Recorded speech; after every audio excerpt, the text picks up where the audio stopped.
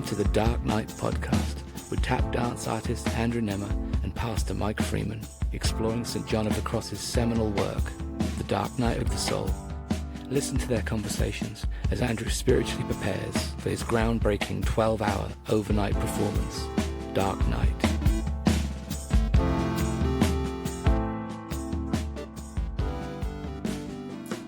Wow, so it's 5 a.m. I think. Yeah. 5 a.m. Next time, When 6 a.m. And we finish. Yeah. The sun rises. I was like, no, it's about 4:30 in the afternoon. What are we talking about? But yeah, no, 5, we're getting close. We are. We're getting very, very close. Hey, and today it's the 10 steps of the mystic ladder of divine love. Wow. 10 steps of the mystic ladder. It's like how to be programmatic and mystical at the same time, shall we? Well, right? Yeah, see, so I had to just make them. I saw it as a progression up the ladder, as opposed to down. And it's like, okay, I need to summarize these and try to get a kind of a one-word summation. So I don't know. We could just climb the ladder. I think that'd be yeah. So what was your one-word summation for the first step? Because I found myself doing the same. Yeah, I had okay. It was a toss-up between Languish and Swoon. He's had a whole lot of swooning. Yes, he did. So, which it would seem this to be a bit of a disorientation. Is the bottom rung? I mean, the example he uses. I mean, so much of this is drawing from Song of Songs. Yeah. And that mixed in with Psalms. But I am sick with love. I adjure you, daughters of Jerusalem, that if you find my beloved, tell him that I am sick with love. This sickness, however, is not unto death, but it sure feels like it. Yeah, David's soul is swooning. So there's a lot of swooning. So to me, it is almost like a disorientation. It's the it's like that one worship song, I'm lost without you. It's just that sense of there's this gaping hole in need. So I just put languish with swoon in parentheses on That's interesting. in the little block that I wrote. But what did you have? My word was turn.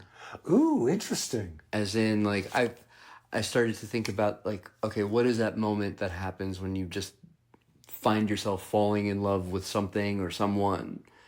And there is this whatever I have been doing is not as important as this thing or this idea or this pursuit or this person. Right. And just that I'm turning now and I haven't gone anywhere yet. Right. But I've made the switch. Right. I like that because let's see, which one is it? It would be step number 9 on the ninth rung is burn. Yes. So we have turn and burn. Yeah. So I like that. Right. I did not think of the word turn, but I think that's a good, and now it's catchy. Yeah, right. Because this is the 10th step doesn't even really count. It's like no, it doesn't. You're just vaporized. You go up in ashes and smoke, and you're just gone. Oh goodness! I put translation for that one. And we are translated, Enoch style, but that makes us a turn or burn ladder. Right. So I am going to adapt the turn at the bottom because my heart has been turned from the emptiness of its other pursuits, and I now am drawn to this first rung, which now, of course, is leading me onward and upward. That's good. The turn and burn ladder. I like that. So it's not turn or burn. It's turn and burn. Turn and burn. Turn and burn, baby. Yeah. Yeah. Cool. What was the second one for you? I just wrote down seek because that was his key word. That's what I got. Yeah. So you're running with turn, which is actually much more descriptive than just languishing. So turning and seeking. It's like you've turned to this. You've entered into this on the bottom rung, and now the you're drawn up. Yeah. You're drawn into the journey. You don't know where it's Yep. going to lead, because it's a Right. mystic ladder.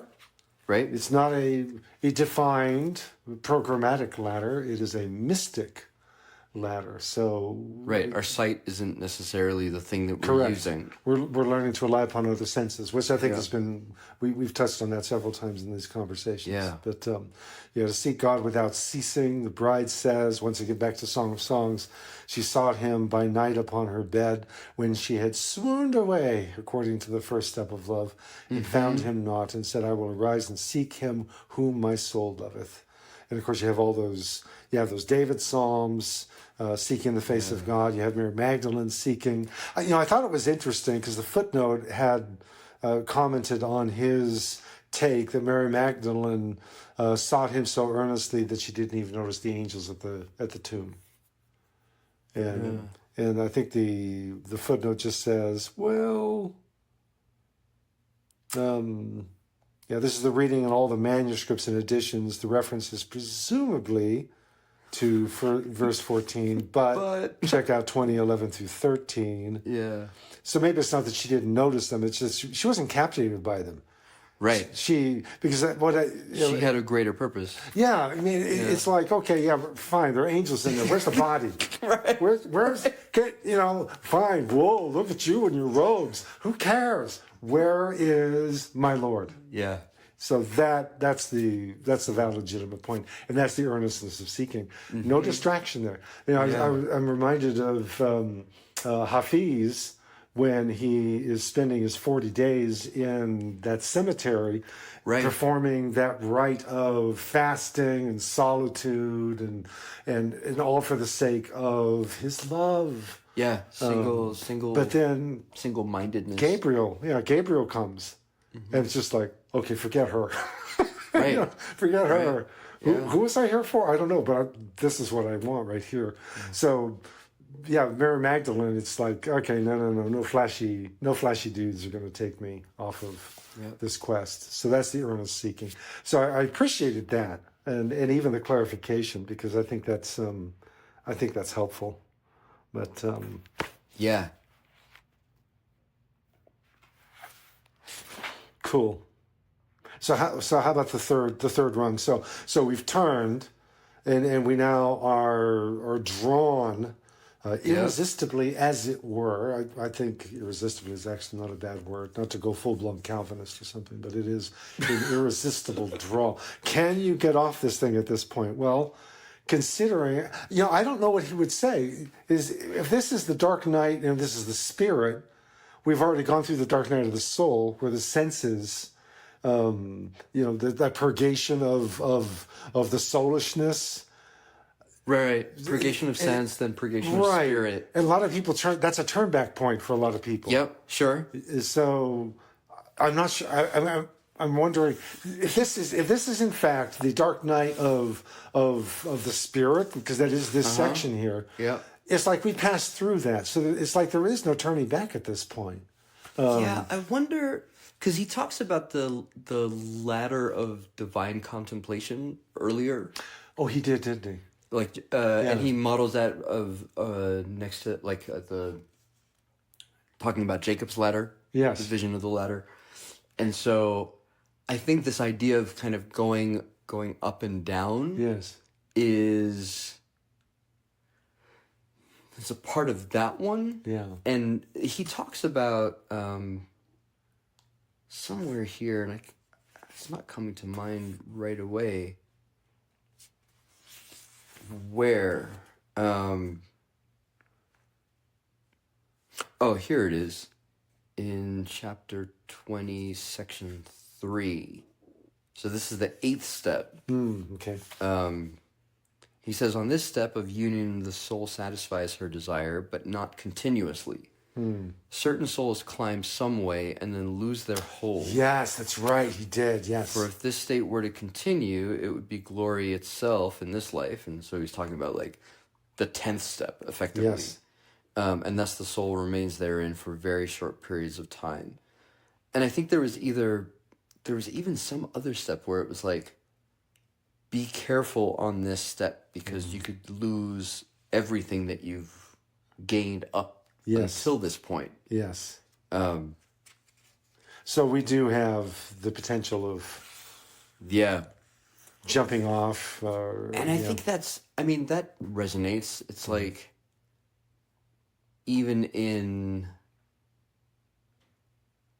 ascension or achievement, or like you feel like you've arrived to a place, there's the possibility of having not completely quenched a disordered desire, or something that is a distraction, like a pull that you might have cultivated prior but are trying to wean yourself off of. Right. No, that And makes sense.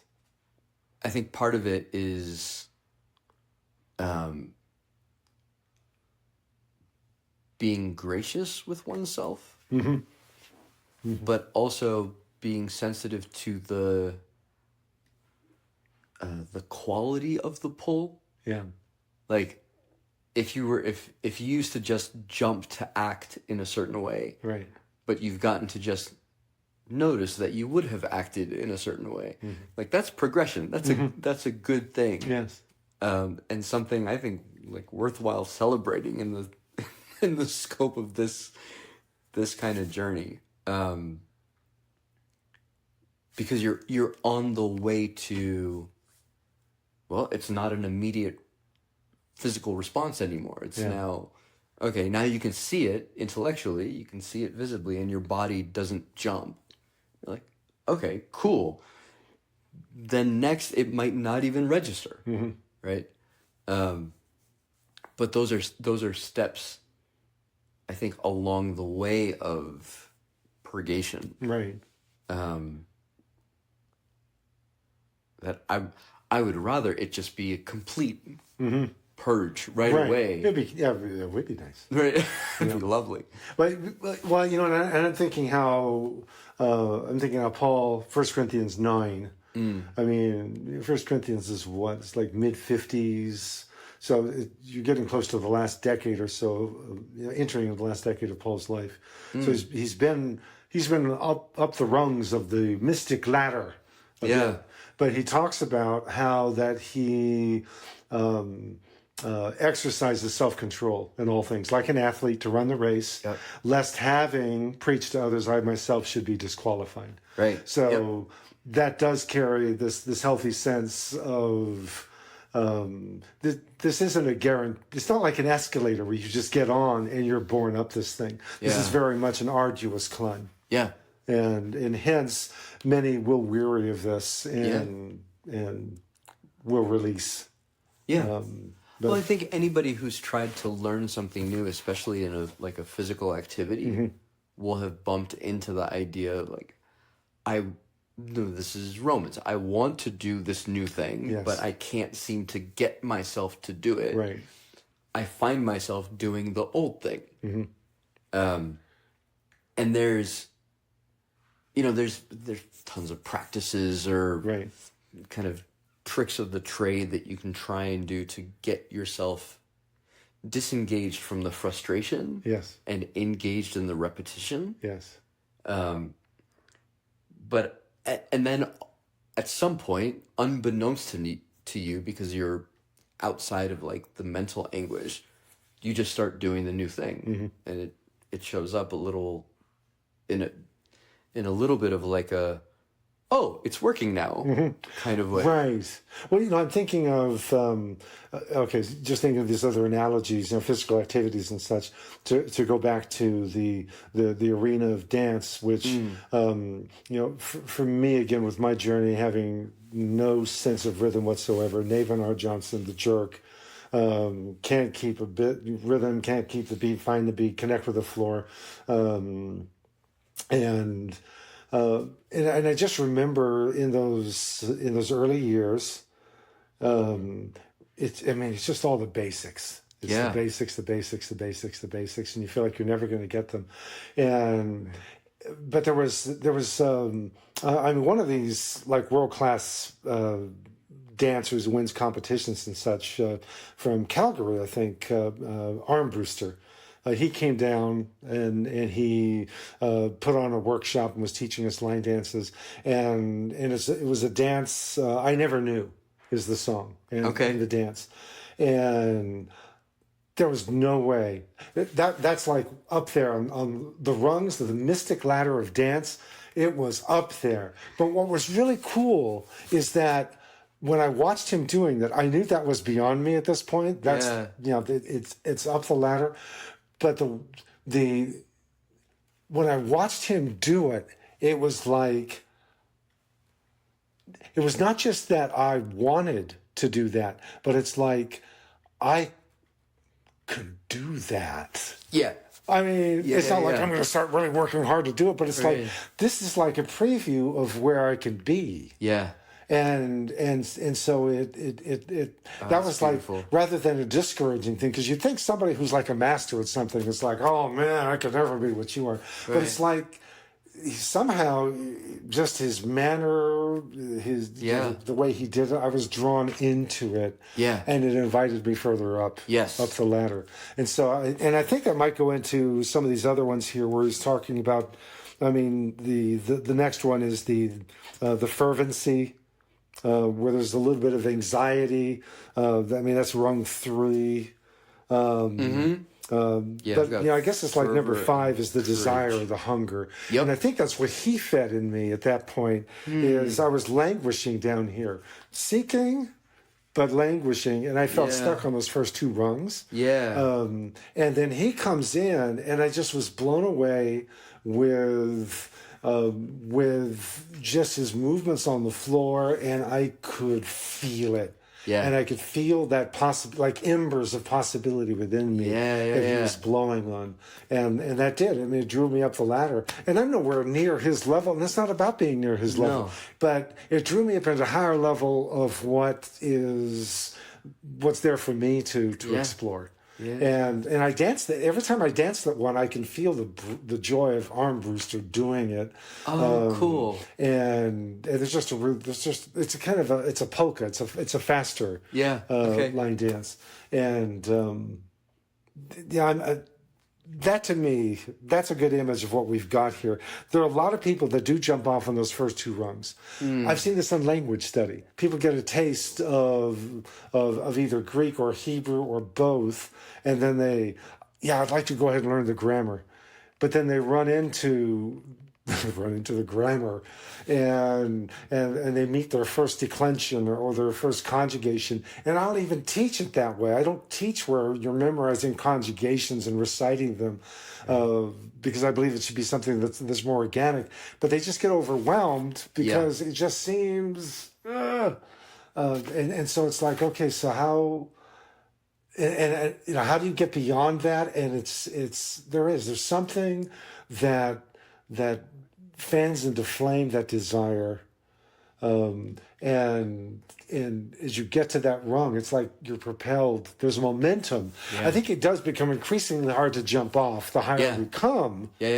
Because there's a momentum of life that draws us right on up this mystic ladder. So. I had fervor and courage. Ooh, courage! That's a good word. That's a better word than third step. And as you're describing your experience with this teacher, it strikes me that like teachers or guides or helpers along the way, like whoever is beside you in the midst of these kinds of experiences, can be encouraging or discouraging, right? Depending on how they present the possibility of what's next. Yeah. Right? If it's like, look at me do all these fancy things now that I've been through the gauntlet of the Dark Knight, for example. Depending on one's disposition, that could be like, cool, I'm gonna do those fancy things soon, or I don't want to look at you, like show off. And like... Well, see, I would say a teacher like that has more purgation of spirit that probably has to... might need to happen. You need to get back on the ladder, man. Yeah. I mean, the other way would be to use whatever it is that you've gone through to line up or as an offering, right, for whoever's there, and in that way it becomes like a witness to the ease that comes after a time. Yes. Yeah, that's precisely it. Yeah. It was almost like effortless. Yeah. And yet, it's not. But it's ease. That's an excellent word. That's an excellent word for that very concept there is. Which maybe this is getting down to the easy yoke. Take my yoke upon you. Yeah. My yoke is easy and my burden is light. And we're saying, you're lying. But all this self-composure is challenging. Right. Yeah. What are you talking about? I thought your yoke was shaped like a cross. That does not look easy. Right. But there is an ease in that and I think that is what's involved in Greek word there in Matthew 11:28 is something that, as opposed to a yoke that is heavy and overbearing. Right. It's one that actually fits. But so often, generally when I do weddings, I'll make this point that, the two shall become one flesh. That's not like two puzzle pieces that just click. Oh, no, it is an ease of fitting that is shaped over time and over many seasons of life. Yeah. And so you're actually coming back and you see how you fit, and then you feel unfit, and then as you stick with it on the mystic ladder of relationship or marriage in this case, and again the fit is found. So I was actually it was just this morning and last night, this morning, that I worked through the mystic ladder. Yeah. As far as the concept. Yep. But it's like, I need to sit with this a bit longer, I think, to really draw it out. But even as we're talking about it, it's like, okay, I'm really appreciating the elasticity of the transportable nature of this. I think it really does. Yeah. I mean, he's describing a specific journey. This is the dark night into the love of God, and we're translating. But I'm looking at this thinking many of life's endeavors. Yeah. Should we say all of life's worthwhile endeavors? I feel like I want to use the word worthwhile. That we're going to experience. Yeah. This is kind of this is the mystic ladder. That is one way of describing what this is going to look like. And I like the idea of courage with the flip side of anxiety, of suffering. Yep. And I know he qualified. I mean, that's the fourth step is suffering, and he did qualify that it's he said it's a habitual suffering. And yet it's one without weariness. Right.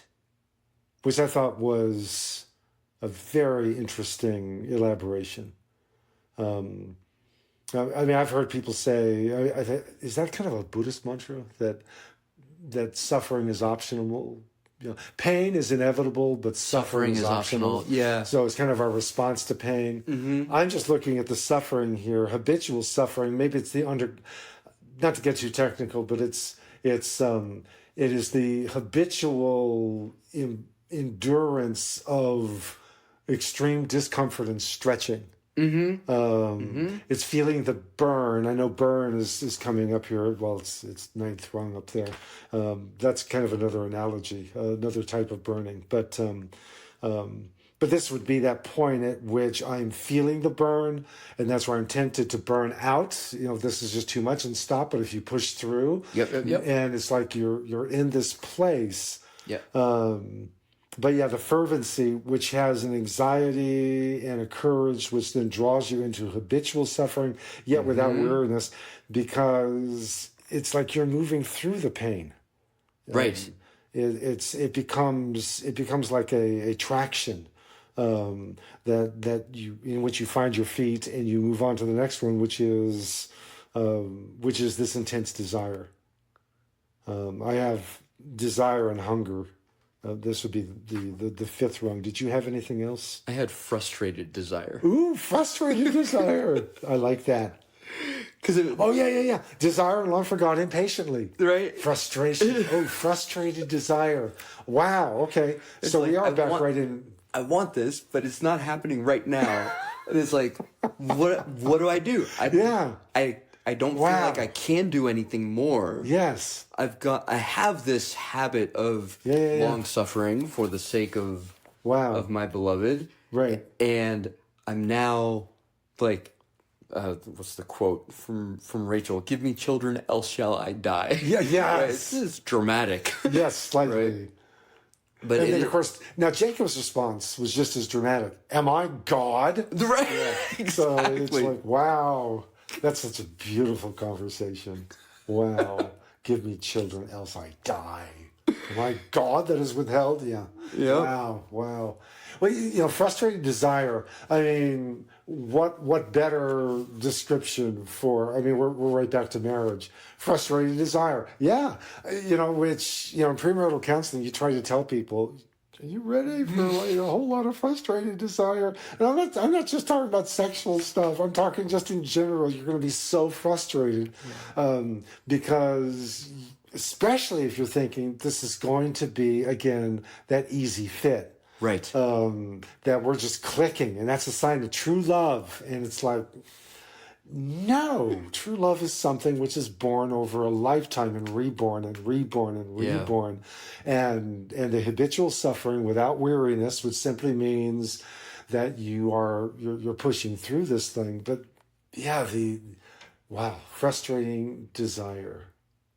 Wow. Yeah, that's good. Anything else there? Well, That's just wow. to say, I feel like it's that births patience. Yes. Right, which kind of makes the next run, the sixth step, next rung, yes, more sweet, a little bit more sweet. Because now we can. I have run. Run. I just wrote down run. Yeah.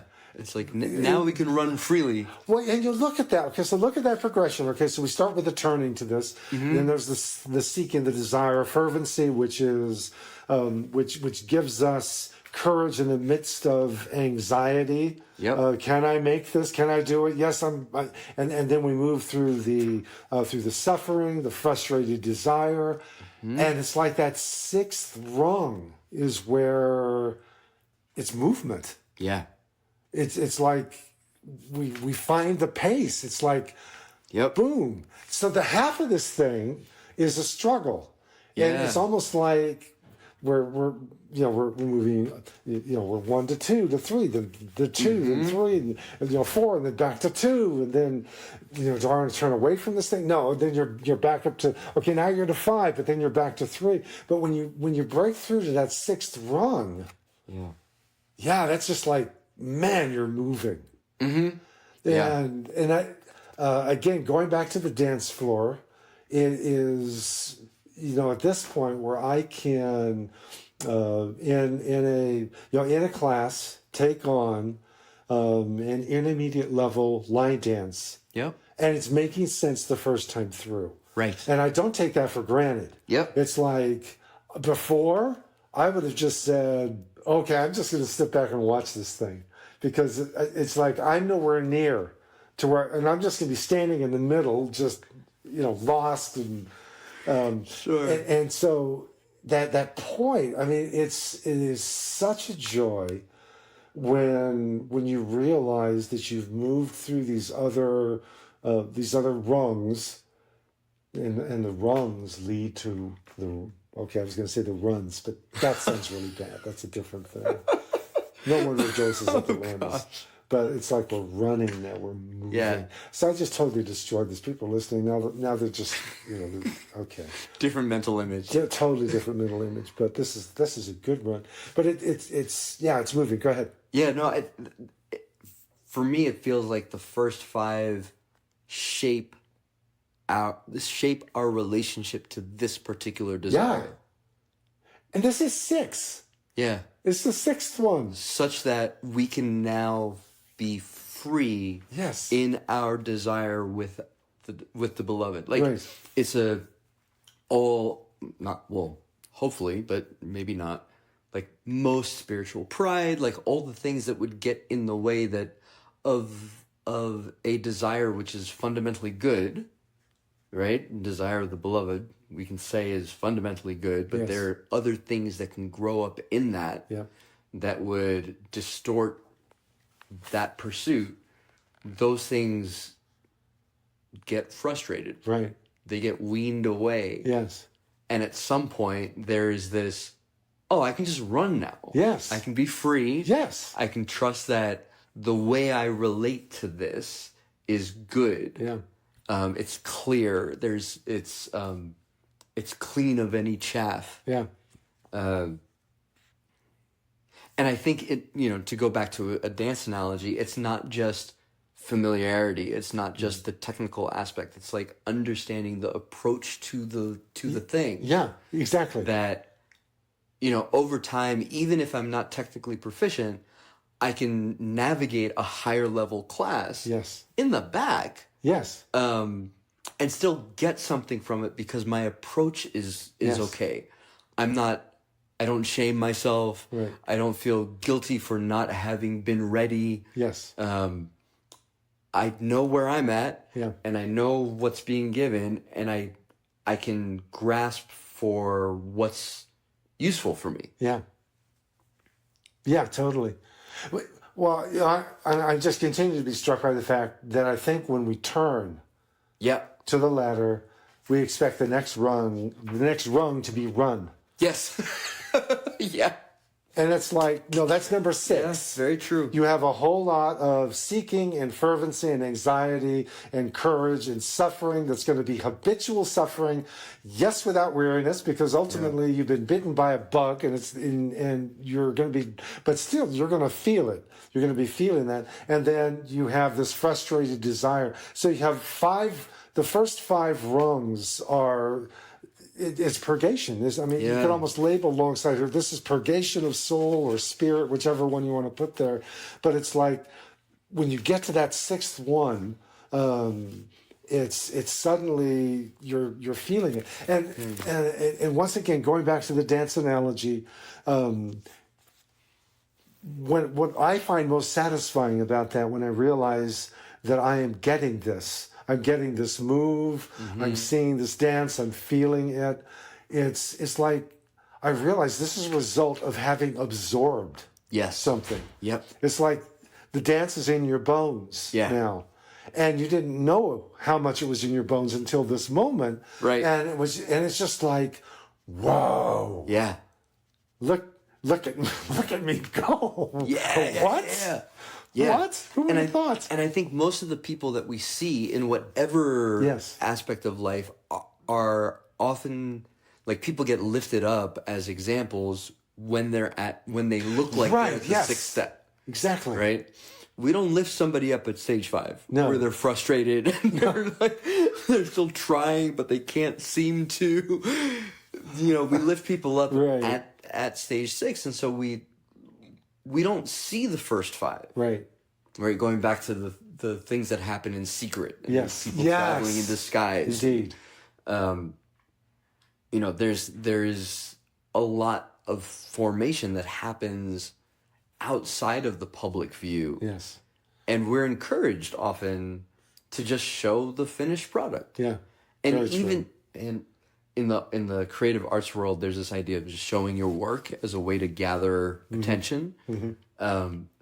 Even that, when you are at a particular level of familiarity and confidence with what it is that you're doing, is not an exposition of process. Right. It's an exposition of skill. Yes.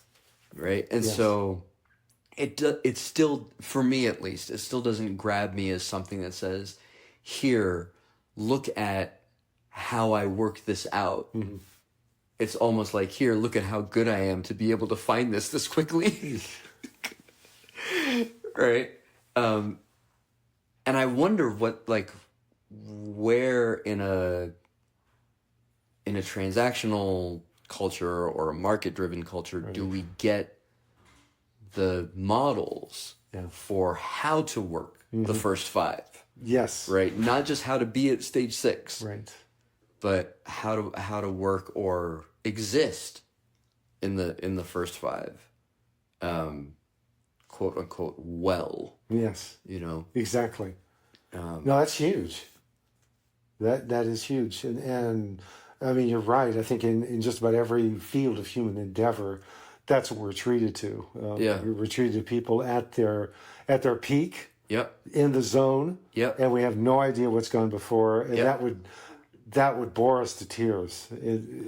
I'm honestly, like you said, we're not going to have a video go viral. Right. Of the 50 repetitions. Yeah. I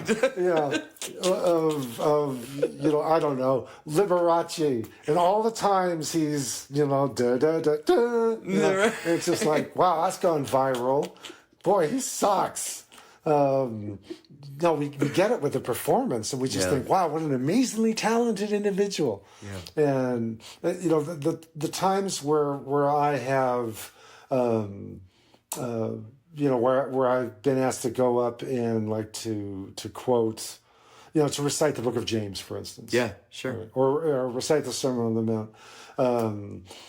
People will say, "Wow, what amazing skill and talent!" And about the only way, rather than the thank you very much. Rather than that, I just say, yeah, it's called the talent of a parrot. Wow! Oh my gosh, you're blown away by parrots too, aren't you? The way they can squawk out and repeat what is said. Because do you understand that? Now, I understand there's something in being able to deliver a performance of James, but do you understand that what you just got wasn't me practicing or the result of me practicing for performance? Right. This was just in secret, in disguise, personal discipline where I'm memorizing scripture and then I just connect it together, and it's like, hey, I've got this paragraph, I'm going to add to this paragraph, and now I've got James 1. Well, and then I've got this paragraph in James 2. Let's just get all of that page of James, and pretty soon I've got the whole thing. And and I'm just doing this for me. Yeah. It's just for me. Because you love it. Exactly. And then somebody says, let's get this guy in front of a crowd, and then there he is, and he's doing James, and it's just like, man, that was just so powerful. And, well, okay, I moved through these other rungs, and you're just getting one aspect of the rung where this is flowing, this is running.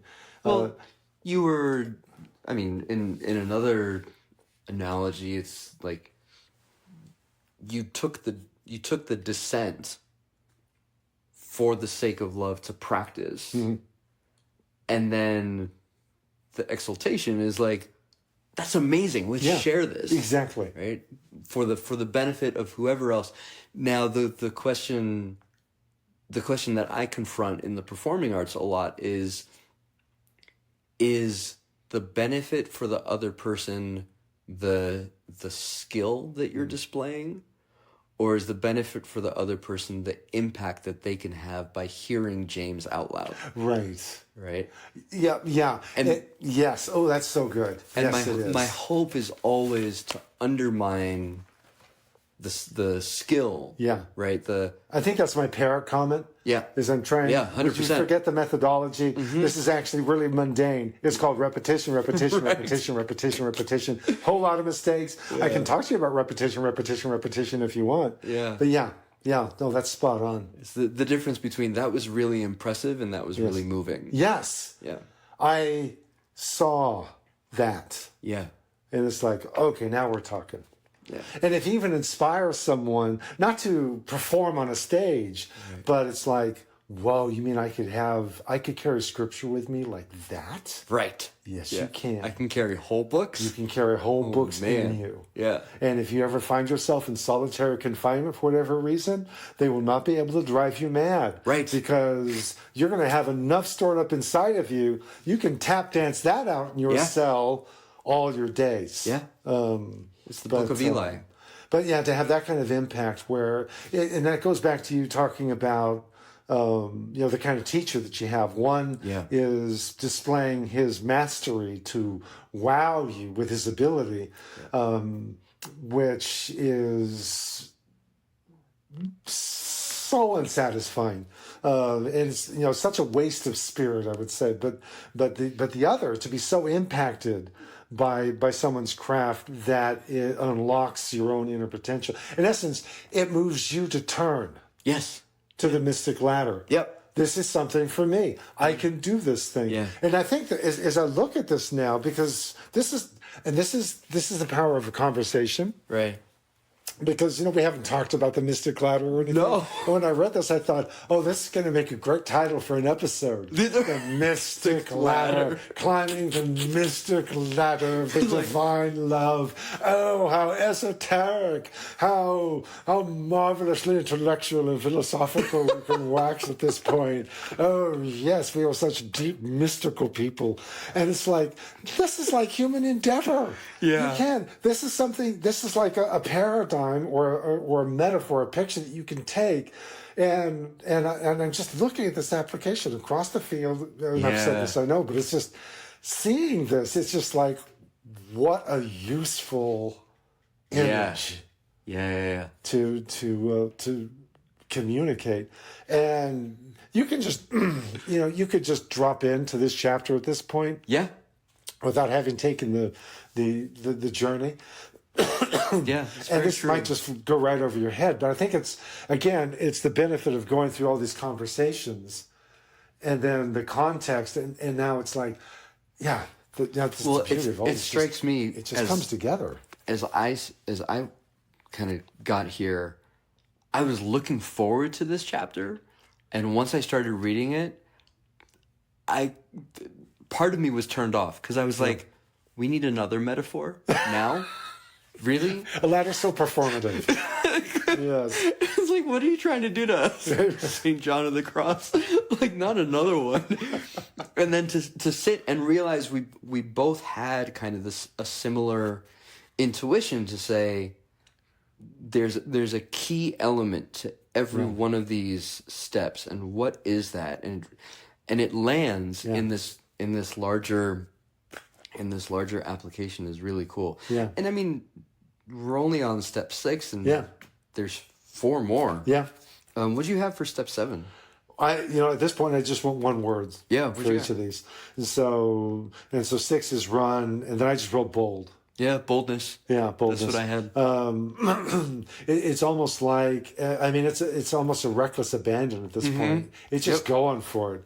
I mean, you're running, but now the running has there's just this freedom of moving in the run. I wouldn't say it's minus intensity, but there's a freedom in the intensity and in the expression of movement. It's like you're able to move within, not so much unbounded, but there is like a bounding here in this. I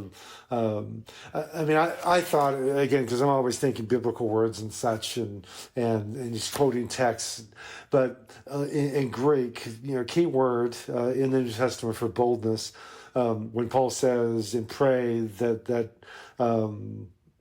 whenever with my mouth I will speak boldly. Yeah. And that's parousia. Is the Greek. Not to be confused with parousia. Parousia is the arrival. It's the big arrival. Parousia is literally a freedom of speech. Oh, yeah. And of movement. It's an uninhibited. Yep. And it's like, does this person have an issue with what I'm saying? I'm not even thinking about that. You're just going for it. It is an uninhibited expression. It's like you're on a roll. Yeah. And on that roll, this is the momentum building part.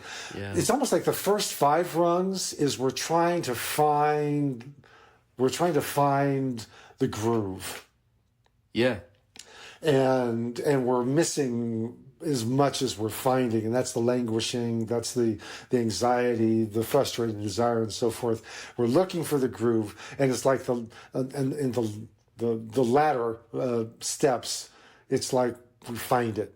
Yeah. And then we move in it. Yeah. And then we move in it. Yeah. So, Yep. so that's bold. So I just wrote bold. Run and then bold. Yeah, key line for me was, here love employs not its judgment in order to hope, nor does it take counsel so that it may draw back. Yes. Neither can any shame restrain it. Yep. You know, it's like, Yep. it is, there's a confidence in and of itself, and in the context that it has found itself to be in. Yeah. Well, you know, and the other word that came to me thinking about this was, it's one of the Greek words for power. When Jesus says, all power has been given to me in heaven and on earth. I mean, there's the Greek word dunamis, which is like raw energy, and that's not the word. There's energeia, which is dunamis, or energy engaged. And so it's the effective functioning of dunamis. There's ischus, which is that power put to effective use that actually accomplishes a task. Okay. It's none of those words. Krateia, which even mastery. It's not that one either. This is actually the word that would initiate that whole chain of expression, which is the word exousia. Oh. And exousia... is that connected to exercise? What's that? Is that connected to exercise? No, actually not. Interesting. Okay. No, it's exousia. At least I don't think it is. But and not to go down the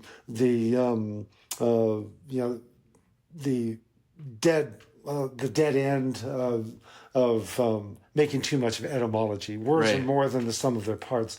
But yet I can't escape. It just stares at me whenever I see the word exousia. Ex, which is out of. And then ousia is being. And so I can't escape that. Yeah. I know they say, well, don't. But no, I can't escape when I look at this, that when you're talking about authority or power, but it's also translated freedom. Oh, interesting. Yeah. Okay. Freedom, or even right. And so, which you don't get, and you don't see the connection if you're just reading translations. It's like, there's exousia. It is that which proceeds from the being of who you are. And so it's not something bestowed from the outside, but it's more of a full release of what has been latent within your very being. Yep. And so Jesus, all power has been given to me, all exousia has been given to me in heaven and on earth. This wasn't like an exterior putting something foreign on him. This was actually his identity from before the first word was spoken. Let there be light. This was in him. And so, but he had to go through the 5 lower rungs of the ladder, where he learned by what he suffered. Yeah. Oh my gosh, now we have the mystic ladder, and Jesus working the mystic ladder himself. For our benefit. Because he learned obedience by the things he suffered. And that mystifies us, because what does a perfect being have to learn?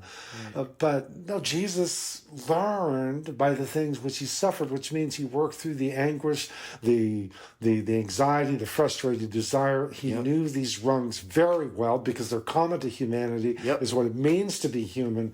And then he ran. Yeah. And now we're at this place of boldness where now it's flowing with gusto. Yeah. With chutzpah. Ooh, that's a good word for this word. Bold. Chutzpah. But so there we go. Wow. Jesus on the mystic ladder. Jesus becoming the mystic ladder. Oh. Okay, so all right, so the next one, because I got hold. Yeah, that's all I wrote too. Yep. Bold and hold. I couldn't resist that one. Turn and burn, bold and hold. Turn and burn ladder. If you can come to that point where you can be bold and hold. Oh my gosh. So how is this not like, why is this all over the place? Right. This should be everywhere. This should be like. Well, and I wonder how much of it is like, you don't, like this is the warning against the spiritual disciplines, right? Yeah. It's like if you can be bold, Yeah. then you get to the seventh step. Yes. No, well, it's like on the seventh step, you become bold. Yes. It's just the outcome Yes. of the thing that you've been doing Exactly. all along. Exactly. And so it's not ascent to achievement, it's recognition of formations. Yes. Totally. Which if we look at the life of Christ, it's like Christ goes through this, so in one way, at least I look at it this way, so that we can see it. We can see the model, and he's a trusted teacher Right. in our individual melody, if you will, for whatever it is that we're going through. That the latter is evident in him. Yes. And so when we're in a situation, it's not like I'm not being bold enough, and that's why I'm having a hard time. It's like, Yeah. I'm having a hard time, and it's forming me in a particular Yes. way. What can I see from my own Right. uninhibited expression Yes. of what is operating in me, so that can be seen, Yes. so that I can work with him on that, Yes. and work that out of me, so that Right. it's not a distraction, and Yes. it's not a pull on my life that will take me away from this greater love. Right.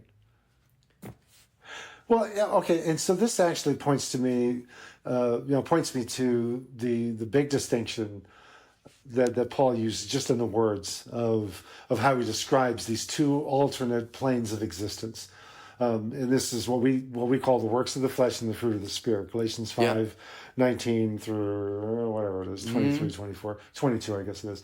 But significance being that in the one case you have the works. And I think that should be like the praxis, the deeds. Yeah. Okay.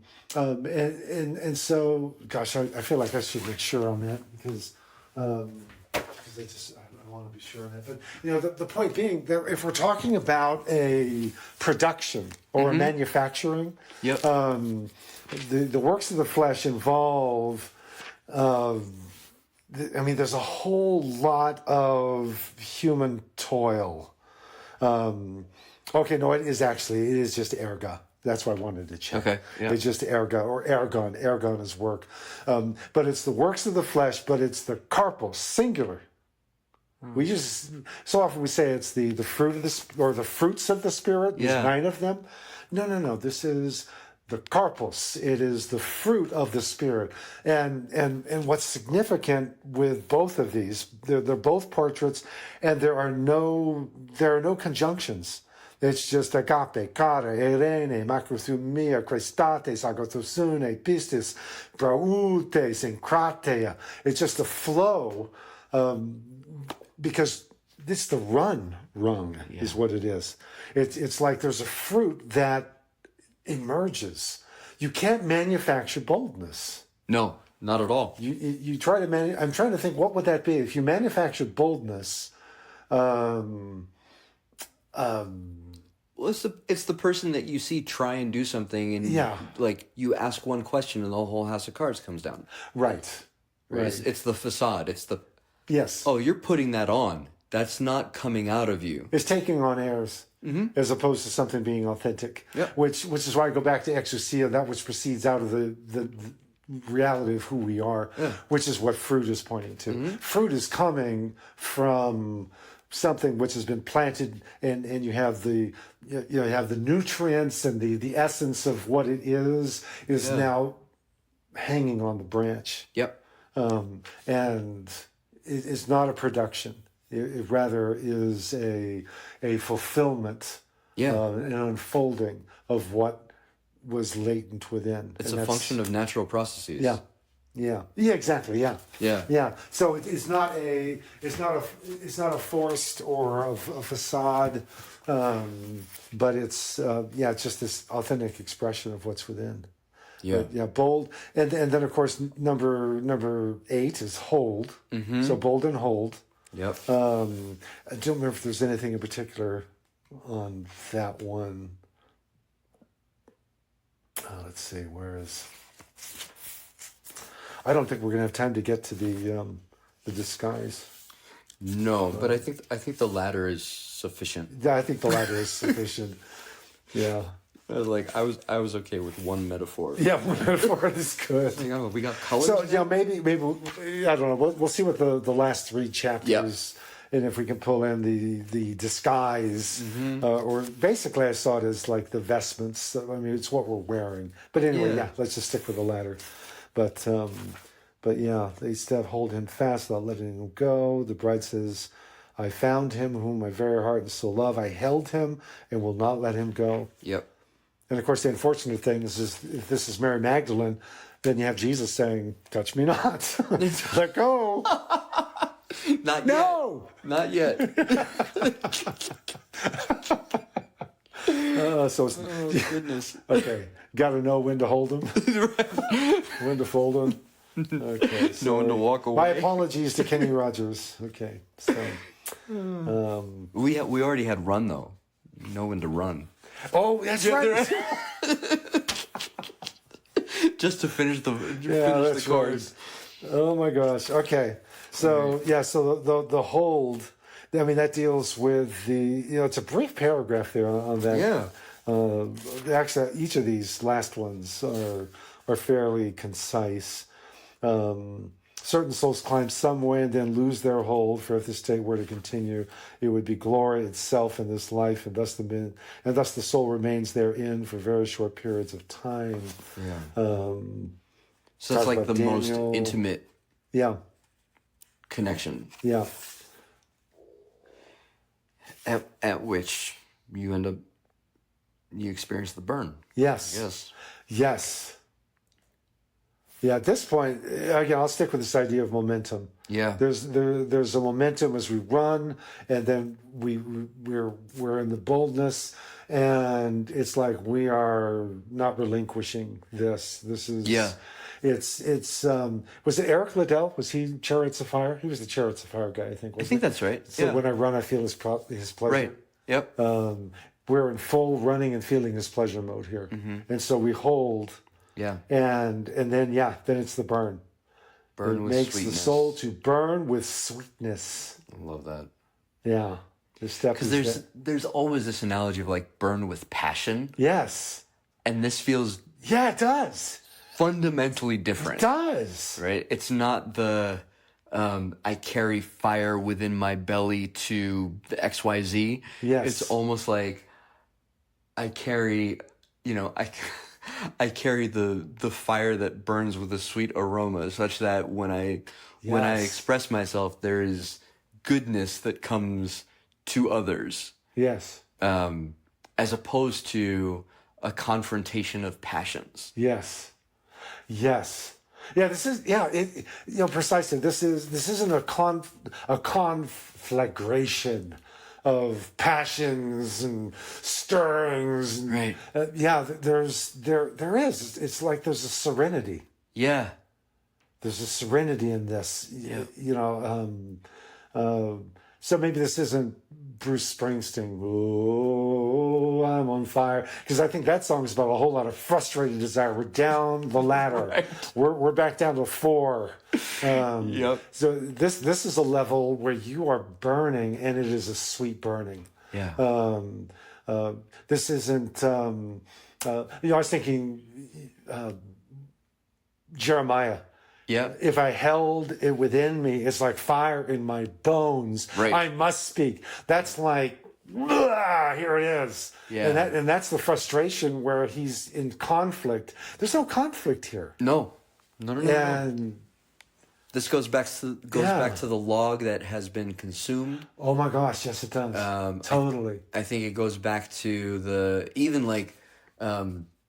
burning of incense, the sweet aroma. The thing that comes out of you having come from, whatever is formed in you, like the desires that are burning within you. Yes. But the thing that comes out now is sweet. It's gentle. It is the fruit of the Holy Spirit. Right. Which the thing that comes to mind with me is that I wonder if we travel this ladder with different aspects of our being, Mm. where it's like this one thing I have turned, and I'm working my way up, and at some point it transforms into like a fire of sweetness. Yes. And so that aspect of my life, that particular thing that used to work in me for evil, frankly, now works in me for good. Right. And now there's something else. Yes. Right? That, all right, from this other thing I have now turned. And I'm working my way up the ladder until, and this gets into the 10th rung. Translation, yes. You got translation. My keyword was clarity. Ooh, clarity. Right? Where it's like you can see clearly, you can you can almost look back and be like, oh, that's where I was, and here I am, and this is how the divine is with me now. Right.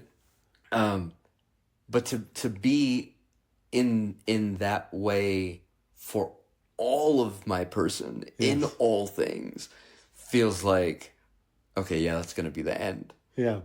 But to feel it in parts of my person, in certain situations, feels very doable. Yeah. And almost like, yeah, let's just keep doing that. Like, yes, we want more of that.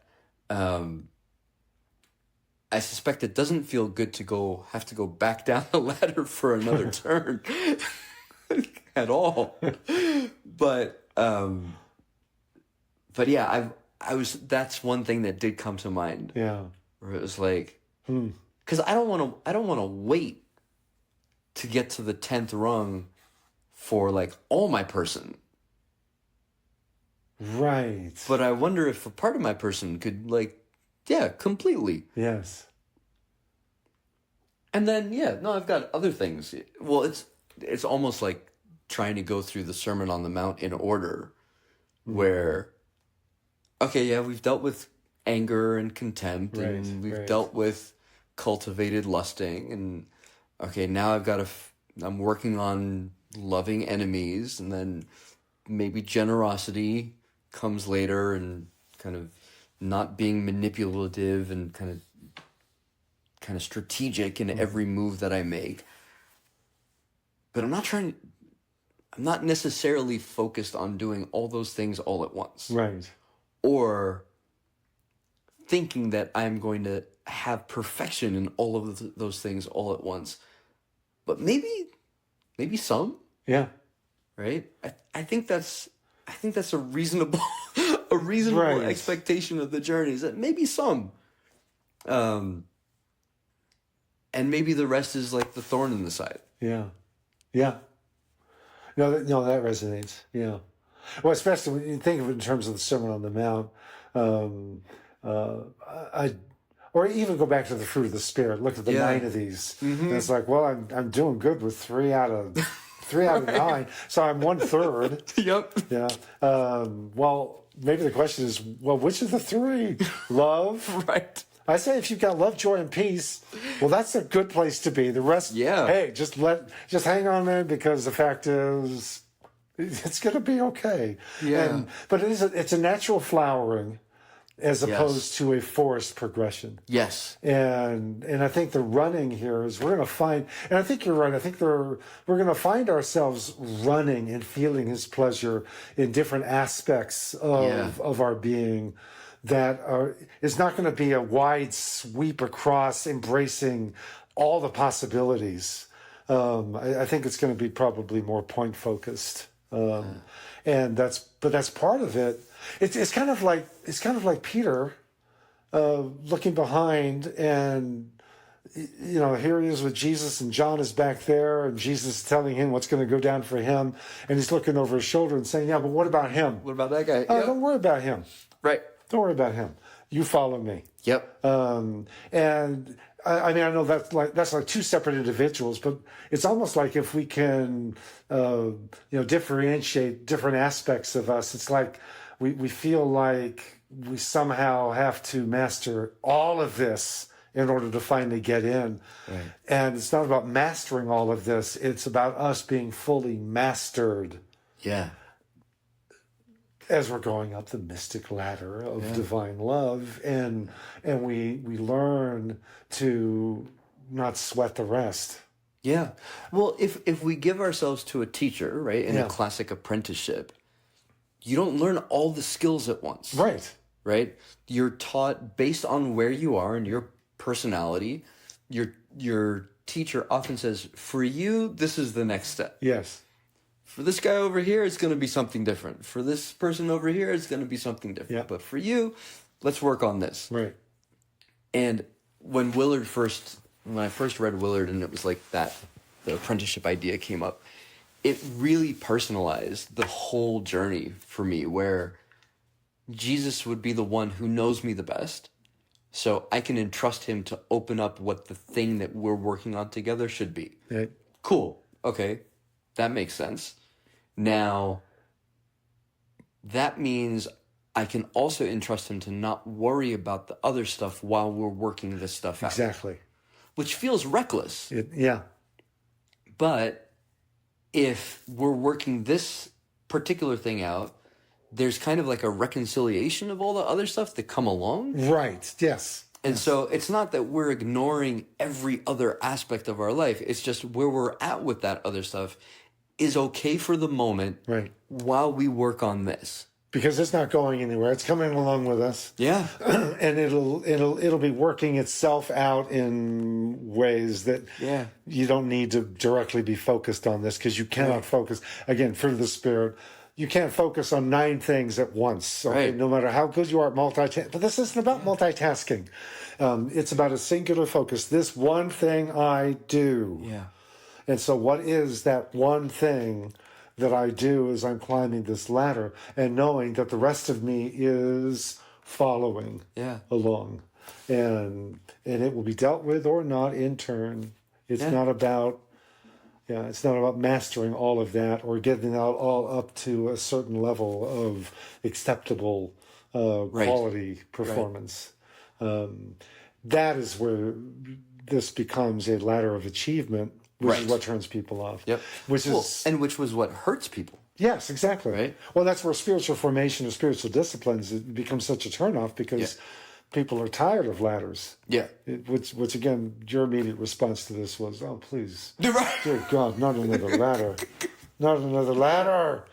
Can you find another metaphor, something that's more organic and flowing?" But it's like, oh, okay, no, let's run with this one. Yeah. And no, it's not perfect, but the progression here, I'm stuck, and maybe not struck. I'm still struck just with this idea of momentum. Yeah. And how the momentum is something that finds you. Yeah. If you show up long enough. Yeah. I was just reading a sermon delivered back in 2012 by Nadia Bolz-Weber on Mary Magdalene, that she should be the saint of those who show up, because that's what she kept doing. Yeah. I mean, she regularly, faithfully showed up, and she knew the value of showing up. She knew what it was to have 7 demons, and she knew what it was to have those demons gone. Yep. And so she kept showing up. She showed up at the cross. She showed up at the tomb. And she was the one that showed up, and when Jesus showed up, and that first interview with a human being, it's because wherever she kept my showing beloved up. is, I will be. Yeah, and so it's us. Well, that's a great. I mean, in somebody's life, that's like a great feedback mechanism. Yeah. Right. What do you easily show up for? Yeah. What's not a question? Yeah. It's what you love. Yeah. There you go. Or it's what you've loved and organized your life around, and now maybe there's a reorganization necessary. But yeah, I love those kinds of telltale signs, because we can't see everything. Right. But especially before the stuff happens. But if we go through a day and we're like, oh, that was easy, that was easy, that was easy. It's like, well, that's kind of what's happening. Right. Okay, just one more thing. Yeah. That I feel like needs to be here. Yes. I don't know what the last chapter will take us, but when we're talking about you said clarity, Yeah, which is a the good last word. one. Translation and clarity. I love how we came up with some different words that I think Yes. actually really well complement each other. But I just recently finished watching again, I think for like the third time, The Good Place. Yeah. Okay, the Yep. 4 seasons of it. Now you look at this, not to overpress this, but it's like there are YouTube videos where psychologists are analyzing the psychology of The Good Place, and it's like, okay, well, this is just entertainment, guys. But yet, I think the reason it's so gripping for a lot of people is because it says something that resonates as true. Okay. With so many of us, but I'm looking at this. I mean, you've got Eleanor and Chidi, and they actually, I mean, they're set up. Okay, this is like spoilers. So if you haven't watched A Good Place, you just turn this off. Come back to this later. All right, but they've been set up to torture each other because they're so opposite. Oh, and so Chidi's character-wise. going to drive her crazy, but yet they're labeled as soulmates. And so they're meant to torture each other because how could you be my soulmate? We are you're a moral philosopher. I'm Eleanor Shellstrop from Phoenix, Arizona. I'm white trash, right? And here's Chidi, Anagonye, and he's moral philosopher and he's indecisive. And, oh my gosh. So they're meant to torture each other. But what keeps happening, and not just once, but like in 800 reboots, as Michael the Demon Architect is trying to get this to finally work, where they successfully torture each other and don't figure it out, but they constantly are ending back up with each other and morally bringing each other forward, bringing out what's latent within them, which was waiting to be expressed, and so the final resolution, and I would say that Schitt's Creek and The Good Place for me had probably the most satisfying endings because it's like it was a beautiful completion of the story arc but in this one where ironically they finally get to the real good place and it's its own torture chamber because people are stuck there and they forget who they are. There's no challenge. There's no end. Anyway, you have to watch. Watch. But and so a door where people can choose when they're ready, which is the point at which they feel like in eternity they're at peace. Okay. They've done everything they wanted to do. They've experienced everything they wanted to experience. They've had all of the reconciliation that they've wanted to. All the loose ends have been tied, and now how it's summarized is there's a sense that the air outside is the same inside. Peace, serenity. Yeah. And that's the point at which, okay, so I think I'm ready. And walking through the door isn't, and it's just a door out in the forest. Walking through the door wasn't this traumatic portal experience like Stargate. Right. And zoom and you're in a wormhole or something. Yeah. They just walk through. And it's translation. They're translated into, and again, there's a lot of speculation. There's no footnotes or explanations, so you just kind of watch it. But you figure out because as they go through, what you see ascending little balls of flame.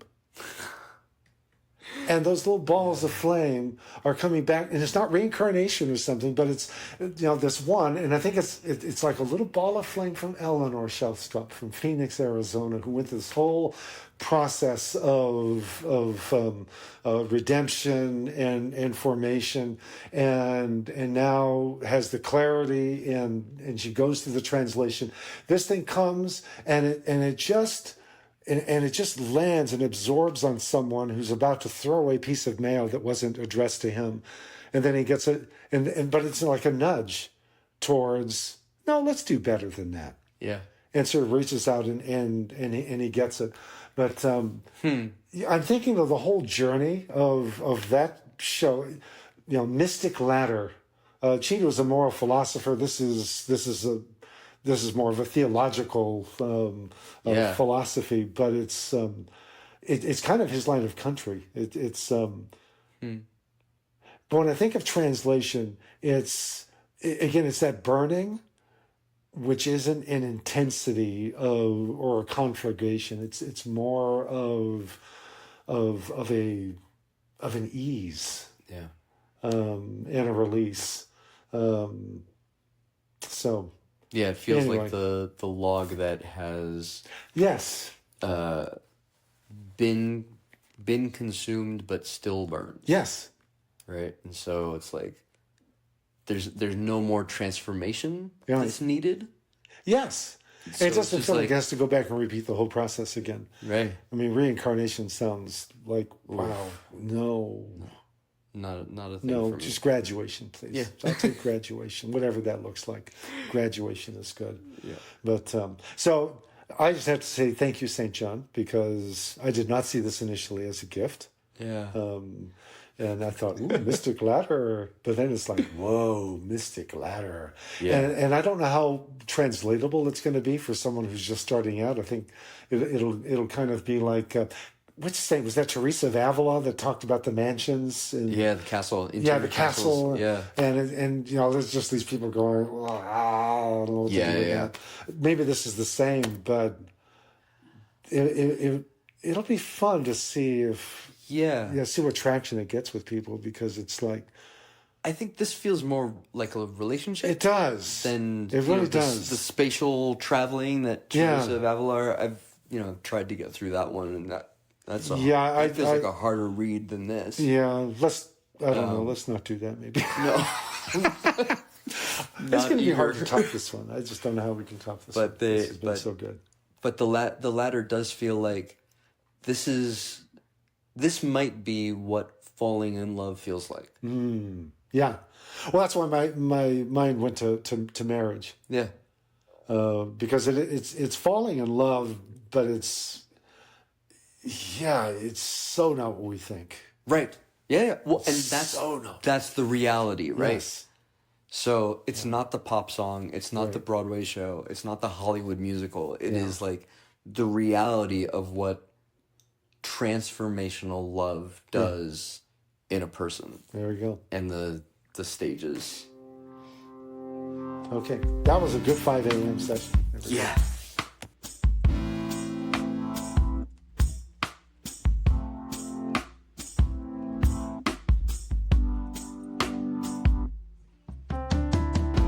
Dark Night Podcast is a production of the Nemmer Institute. Our theme music is Principle of Loving by Sam Adams. Please subscribe to the podcast and go to darknightlive.com for more details and to follow Andrew's journey. Thank you for listening.